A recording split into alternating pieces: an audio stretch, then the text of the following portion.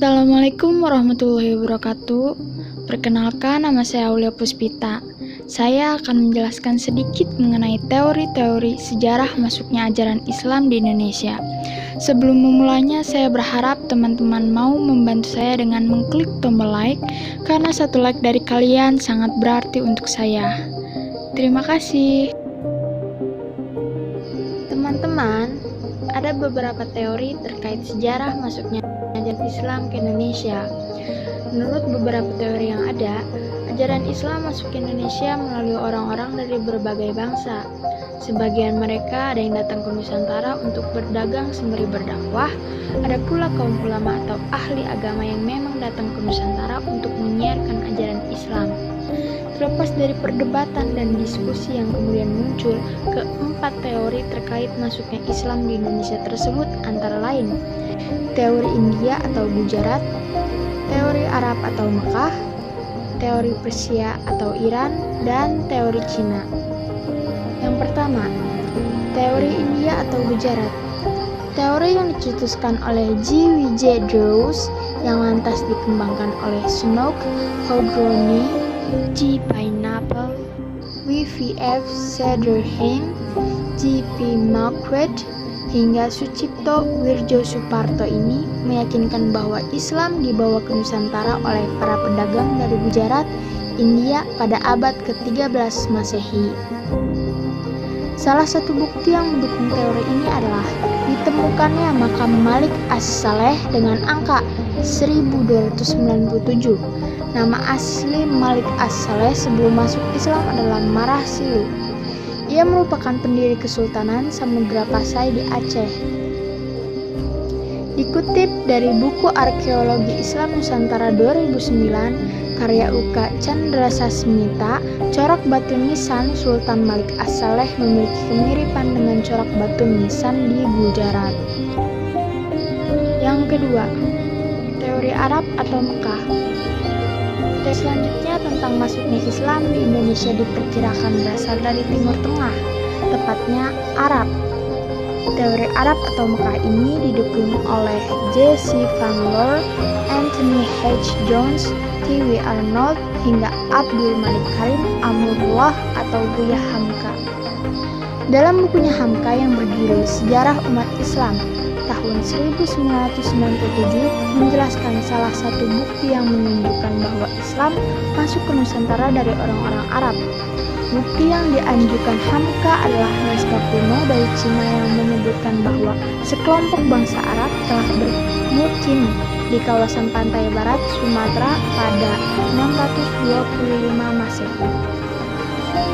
Di kawasan yang pernah dikuasai kerajaan Sriwijaya itu juga ditemukan nisan kuno bertulisan nama Syekh Rukunuddin wafat tahun 672 Masehi.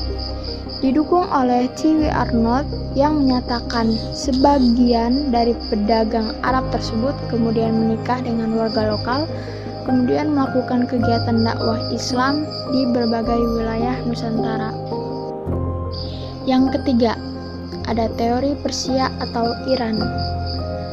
Teori bahwa ajaran Islam masuk ke Nusantara dari bangsa Persia atau wilayah yang kemudian menjadi negara Iran pada abad ke-13 Masehi didukung oleh Amir Husain dan Husain Jajadiningrat.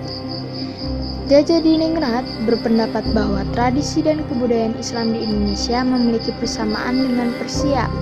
Salah satu contohnya adalah seni kaligrafi yang terpahat pada batu-batu nisan bercorak Islam di Nusantara. Ada pula budaya tabot di Bengkulu dan Buik di Sumatera Barat yang serupa dengan ritual di Persia setiap tanggal 10 Muharram. Akan tetapi, ajaran Islam yang masuk dari Persia kemungkinan adalah Syiah. Kesamaan tradisi tersebut serupa dengan ritual Syiah di Persia yang saat ini merujuk pada negara Iran. Teori ini cukup lemah karena mayoritas pemeluk Islam di Indonesia adalah bermazhab Sunni. Yang keempat, ada teori Cina. Penyebaran Islam di Indonesia juga diperkirakan masuk dari Cina. Ajaran Islam berkembang di Cina pada masa dinasti Tang 618-905 Masehi, dibawa oleh Panglima Muslim dari kekhalifahan di Madinah semasa era Khalifah Utsman bin Affan, yakni Sa'ad bin Abi Waqqas. Khaton pernah menjadi pusatnya pada pendakwah Muslim dari Cina. Diyakini bahwa Islam memasuki Nusantara bersamaan migrasi orang-orang Cina ke Asia Tenggara mereka dan memasuki wilayah Sumatera bagian selatan, Palembang pada 879 atau abad ke-9 Masehi. Itu lain adalah banyak pendakwah Islam keturunan Cina yang punya pengaruh besar dari Kesultanan Demak, kerajaan Islam pertama di Jawa seiring dengan keruntuhan Kemaharajaan Majapahit pada perjalanan abad ke-13 Masehi. Sebagian dari mereka disebut Wali Songo.